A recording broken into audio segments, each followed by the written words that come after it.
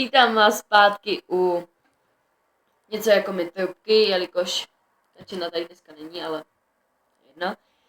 Omlouvám se, že jsem dlouho nepřidávala žádný videa, ale poradí vám to název, já už asi sem dávat moc nebudu, upřímně moc lidí tohle nesleduje a ani komentáře, ani lajky, ani odběratelé, moc toho fakt není. Takže mně se teďka rozbil tablet, takže se fakt omlouvám, že jsem žádný videa nedávala. Prostě písničky, hudba, to znamená to stejný. Je to dneska vůbec nějak nemyslí.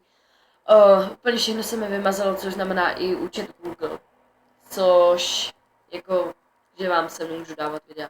Takže chvilku trvalo, než jsem dělala další účty a tak. To je to video. Ale název vám napoví, že asi už nebudu přidávat žádný videa. Protože tohle vážně není nějak moc vtipný, ani já nejsem nějak moc vtipná, takže asi přestanu vám sem dávat videa.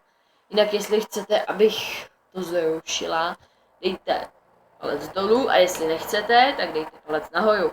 Pište to jinak do komentářů, co si o tom myslíte, nebo jestli byste měli i nápady na nějaký další vlogy, nebo cokoliv, co vás napadne.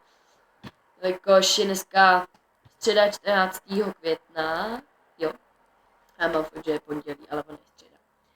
Mějte se a pište do komentářů.